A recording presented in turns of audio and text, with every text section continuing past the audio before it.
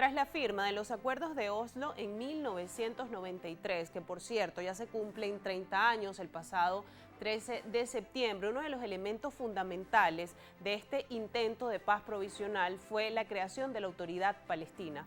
Sin embargo, la Autoridad Palestina nunca fue reemplazada por un gobierno electo. Es momento de esgrimir los argumentos de Palestina con respecto al conflicto con Israel. Nos sigue acompañando, por supuesto, el señor Gabriel Chocrón, analista internacional. Señor Gabriel, en este punto hay también muchos cuestionamientos sobre el accionar de la Autoridad Palestina y acusaciones de corrupción tras la creación de esta autoridad en el territorio palestino. ¿Cómo ha sido la gestión del conflicto y cuáles son los argumentos de Palestina con respecto al conflicto histórico con Israel? Sí, lamentablemente la Autoridad Nacional Palestina es un organismo que hoy en día es bastante débil. En realidad, en la práctica, en el terreno, ha ido perdiendo fuerza en el pasar de los últimos 30 años y realmente, más allá de representar al pueblo palestino en foros internacionales, tiene cada vez menos, digamos, autoridad en la práctica sobre los territorios, principalmente porque está siendo constantemente desafiado por organizaciones terroristas dentro de los territorios que buscan de alguna forma ganar popularidad ahí y siguen haciendo atentados terroristas desde esos territorios que la autoridad palestina simplemente no ha sabido controlar, y ante esa situación incluso ha tomado una posición de fomentar muchas veces el terrorismo, y es bien conocido que hasta hoy en día hay lo que se llama la política de pago por asesinato, donde la autoridad palestina recompensa a terroristas que van a Israel y cometen atentados terroristas donde derraman la sangre de los israelíes. Y eso es algo que a los ojos de Israel y a ojos internacionales ha debilitado también mucho su legitimidad. Ahora, viéndolo desde el punto de vista palestino, de la autoridad palestina, realmente cuando se firmaron los acuerdos de Oslo en el año 93 y 95, hay muchos temas que quedaron sobre la mesa que no realmente se dilucidaron, no realmente se llegaron a acuerdos, y que para los palestinos hasta hoy en día son temas centrales dentro de lo que ellos creen que debería ser un futuro Estado palestino. Para dar un ejemplo, está por ejemplo el caso de los refugiados palestinos. Para la autoridad palestina, todos los palestinos, o hijos, o nietos incluso, de palestinos que vivían en este territorio en el año 1948 y que se fueron a vivir a otro país, tienen que tener derecho a volver no solamente a un Estado palestino, sino incluso al Estado de Israel, al lugar donde ellos vivían originalmente hace 75 años.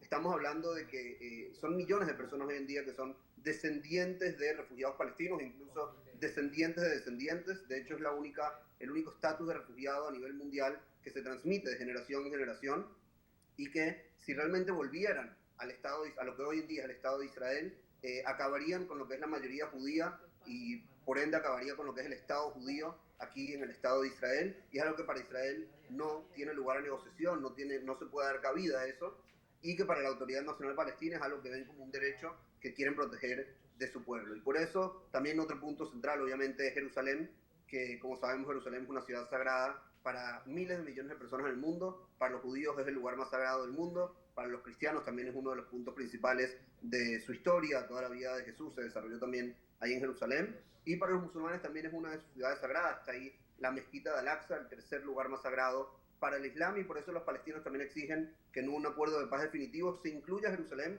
como capital de un Estado palestino, algo que nuevamente para Israel es inaceptable, ya que Israel también argumenta que ellos también tienen un derecho histórico sobre esta ciudad. Es por Señor eso que los Gabriel, acuerdos de Oslo... una cuestión, disculpe la interrupción, una cuestión con respecto a la postura de los palestinos. Hay un tema muy polémico que es el asunto de los asentamientos.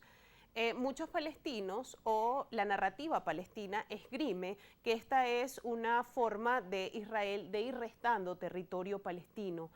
¿Cómo puede verse este tema de los colonos y de los asentamientos? Realmente es un tema importante, ya que al haber una presencia fuerte de prácticamente 500.000 israelíes en los territorios, se cree que en un futuro acuerdo de paz va a ser prácticamente imposible sacar a 500.000 personas de sus casas. Vimos lo que pasó cuando Israel se retiró unilateralmente de la Franja de Gaza para sacar unos decenas de miles, menos de 20.000. Fue un tremendo problema sacar a población de sus casas. Ahora, también es cierto que más del 90% de los israelíes que viven hoy en día en los territorios viven en lo que se llaman bloques de asentamientos. Bloques de asentamientos son asentamientos que son grandes y que en su mayoría están bastante cercanos a la frontera con Israel, y que en prácticamente todos los acuerdos, todos los borradores de acuerdos de paz que se han presentado, todo el mundo entiende que esos bloques de asentamientos van a seguir siendo parte del Estado de Israel también en un futuro acuerdo de paz. ¿Cuál podría ser la solución? Que la planteó Israel también hace ya un poco más de 15 años, hacer lo que se llama intercambio territorial, es decir, si Israel está tomando de dentro de Cisjordania un bloque de asentamiento de cierto tamaño, darle un territorio similar a los palestinos dentro de lo que hoy en día es Israel, para que eso sea parte o eso compense y sea parte del futuro Estado palestino. Realmente el punto de inicio de la negociación para ambos lados debe ser un punto de venir sin condiciones, de negociar y pensar qué es lo que podemos construir para un mejor futuro para nuestros hijos, para futuras generaciones, y principalmente acabar con la violencia en esta región, que es algo que israelíes, palestinos, sean de la Franja de Gaza, de Cisjordania, vivan en los asentamientos o en el Estado de Israel, es algo que todos tenemos en común, que queremos que acabe la violencia en esta región.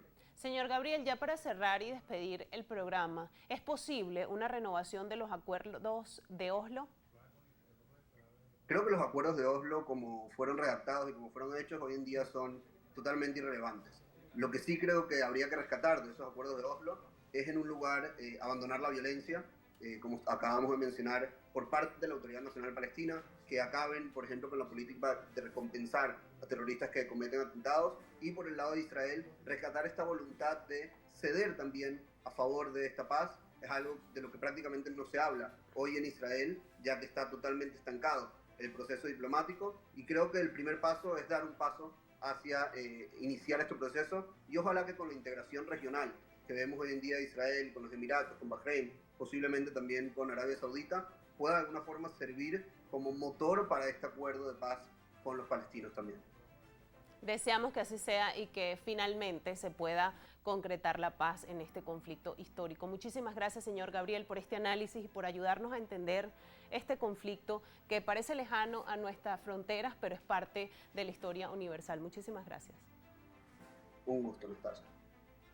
Conversamos con Gabriel Chocrón, ya escuchaban su análisis con respecto a los acuerdos de Oslo, la vigencia o no que tienen tras 30 años de haberse firmado el pasado 13 de septiembre, cuando se cumplió el 30 aniversario.